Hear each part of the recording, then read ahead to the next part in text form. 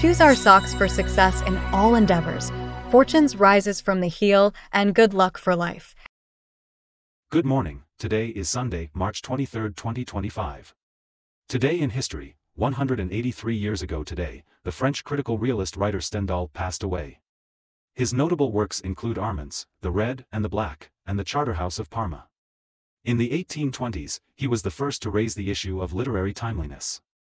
Through his works reflecting contemporary society, he played a key role in opposing French classicism and became a founding figure of Western European critical realist literature. Welcome to today's Ching Chow Morning News.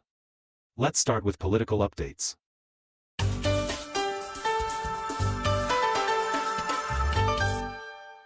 UK reforms welfare system. The UK government has announced welfare reforms to curb rising social welfare costs, reducing subsidies for the disabled and chronically ill while promoting employment.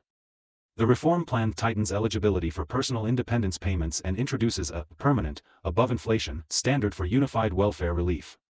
By 2028, work capability assessments for welfare applicants will be abolished, with subsidies based instead on independent living ability.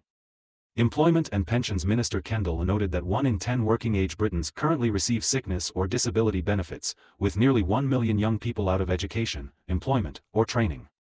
The number of personal independence payment applicants is projected to double by 2030. The reforms aim to save £5 billion by then.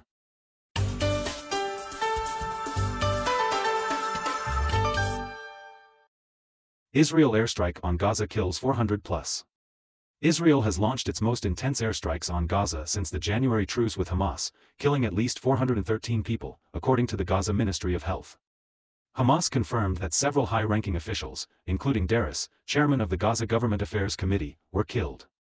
Hamas accused Israel of breaking the ceasefire agreement, while Israel stated the strikes were in response to Hamas' refusal to release more hostages, vowing to escalate military action.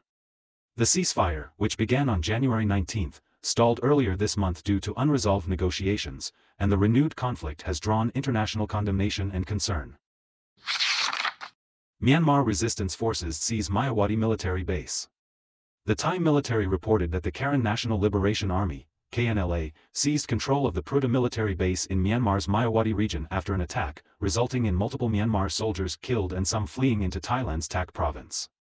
The Thai authorities confirmed providing humanitarian assistance to the fleeing soldiers but did not disclose their number. The Pruta base, located about 80 kilometers north of Mayawati, is in a key trade hub along the Thai-Myanmar border, which has been a battleground between ethnic armed groups and the Myanmar military. Due to rampant fraud activities in the area, the Karen State Border Guard has recently been working with Thailand to crack down on telecommunications fraud gangs and repatriate workers rescued from fraud parks. The Myanmar government has yet to respond to the incident.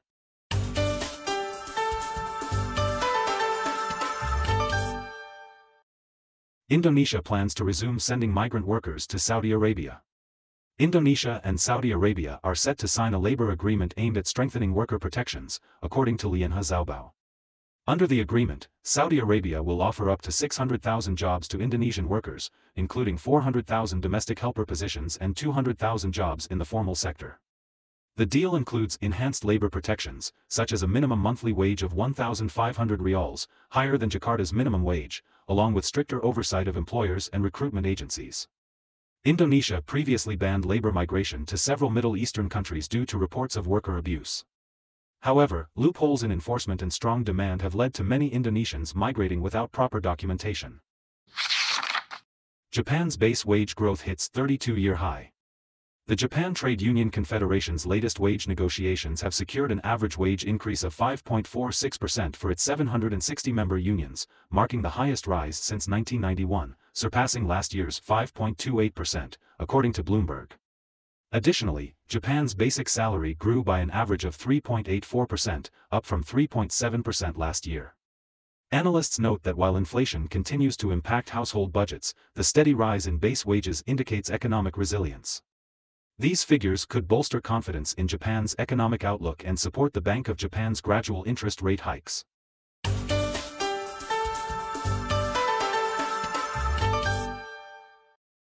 H7N9 bird flu detected in U.S. poultry farm. The World Organization for Animal Health, citing U.S. officials, reported a deadly H7N9 avian influenza outbreak in U.S. poultry farms, according to Reuters. The latest case occurred in Noxubee County, Mississippi, which houses 476.54 million broiler chickens.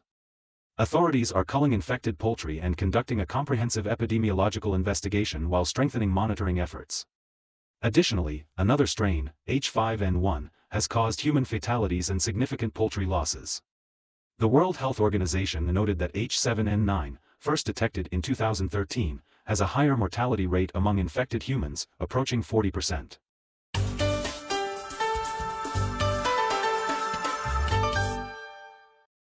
Ireland gears up for St. Patrick's Day.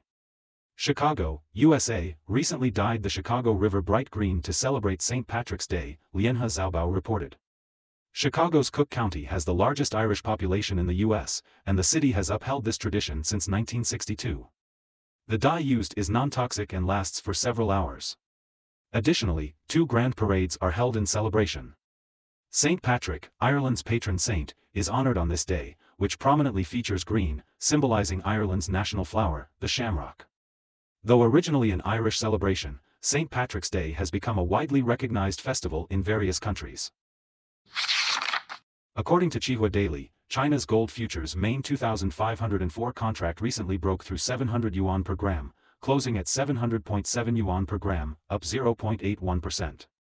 That's all for today's Qing Chao Morning News. Thanks for watching. Join us at the same time tomorrow.